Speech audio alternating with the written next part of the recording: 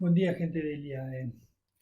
El Evangelio de San Mateo organiza su relato a través de 5 grandes discursos de Jesús, seguidos por una parte narrativa en la que cuenta la enseñanza de Jesús no tanto con palabras, sino con gestos, con hechos, con pequeños acontecimientos, con milagros, signos, como los llaman los evangelios.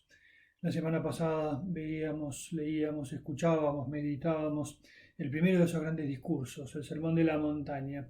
Comienza ahora Jesús una serie de aventuras, por llamarlo de alguna manera, en Galilea, y la que nos cuenta hoy San Mateo es la siguiente. Al entrar en Cafarnaúm se acercó a Jesús un centurión rogándole: Señor, mi sirviente está en casa enfermo de parálisis y sufre terriblemente. Jesús le dijo: Yo iré a sanarlo. Pero el centurión respondió: Señor, no soy digno de que entres en mi casa. Basta que digas una palabra y mi sirviente se sanará. Porque cuando yo, que no soy más que un oficial subalterno, digo a uno de los soldados que están a mis órdenes, ve, él va. Y a otro, ven, él viene.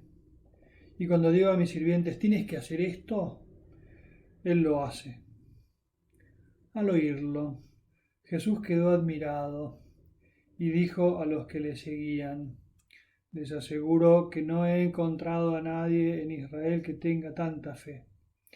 Por eso les digo que muchos vendrán de oriente y de occidente y se sentarán a la mesa con Abraham, Isaac y Jacob en el reino de los cielos. En cambio, los herederos del reino serán arrojados afuera, a las tinieblas, donde habrá llantos y rechinar de dientes. Y Jesús dijo al centurión: Ve y que suceda como has creído. Y el sirviente se sanó en ese mismo momento. Cuando Jesús llegó a la casa de Pedro, encontró a la suegra de este en cama con fiebre. Le tocó la mano y se le pasó la fiebre. Ella se levantó y se puso a servirlo. Al atardecer le llevaron muchos endemoniados y él con su palabra expulsó a los espíritus y sanó a todos los que estaban enfermos para que se cumpliera lo que había sido anunciado por el profeta Isaías. Él tomó nuestras debilidades y cargó sobre sí nuestras enfermedades. Varios sucesos que nos muestran, por un lado, la confianza con la que se acercan algunas personas a pedirle cosas. Por otro lado, la disposición de Jesús y cómo va reaccionando frente a esas personas, no de un modo hierático, lejano, solemne, sino con empatía, con una enorme cercanía.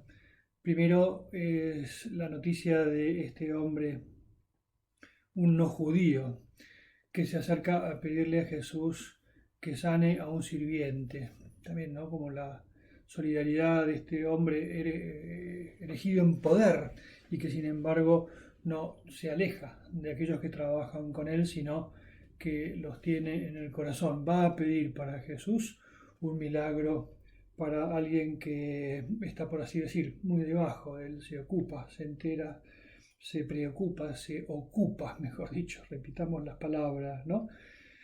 Y cuando Jesús se dispone a acercarse donde está aquel enfermo, la respuesta de este hombre es enormemente emocionante, porque le dice: No soy digno de que entres en mi casa. Yo sé, podría haber dicho: Yo sé que un judío tal vez con los paganos no tiene mucho trato, no quiero comprometerte. Y aparte, casi te estoy diciendo de un modo sutil que sé que no hace falta que vengas, basta con que vos lo desees. Esa frasecita suya: Señor, no soy digno de que entres en mi casa.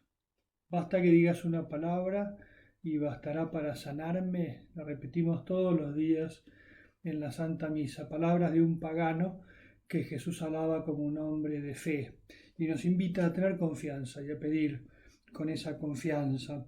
Algo que está detrás del texto y que forma parte de la reacción de Jesús es la de recordarle a los que están delante que no basta con pertenecer a una institución para ser cristianos, porque va a haber muchos que vengan de afuera y que sin ese título de pertenencia van a mostrarnos a los que pertenecemos una confianza mucho más grande en Dios. Evidentemente, lo que quiere hacer Jesús es desafiarnos, ¿no?, a que pongamos en juego nuestra propia convicción y nuestra propia fe, que nos animemos a pedir, con ánimo de conseguir.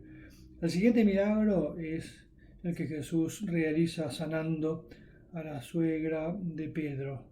La mano de Jesús toca a aquella mujer y aquella mujer se levanta. Una palabra que vamos a escuchar repetida también la semana que viene. Y termina el Evangelio, termina el día, porque se ve que es como el relato de todo un día que está haciendo Mateo, como al atardecer juntaron a una cantidad de personas enfermas en las afueras de la ciudad y Jesús va a visitarlas y las va sanando y las va curando y va echando demonios. Y el comentario muy lindo de lo que percibe Mateo es que se acuerda de una profecía que decía, hablando de aquel personaje misterioso que iba a venir: Él tomó nuestras debilidades y cargó sobre sí nuestras enfermedades. Fíjate esa línea, ¿no?, ese trazo de un identikit de Jesús que está tratando Mateo, de dejarnos plasmado en palabras y en hechos, ¿no? Acerquémonos a ese Jesús sanador, cercano, amigo, que conoce el corazón, por lo cual no discrimina nunca. En el nombre del Padre, y del Hijo, y del Espíritu Santo. Amén.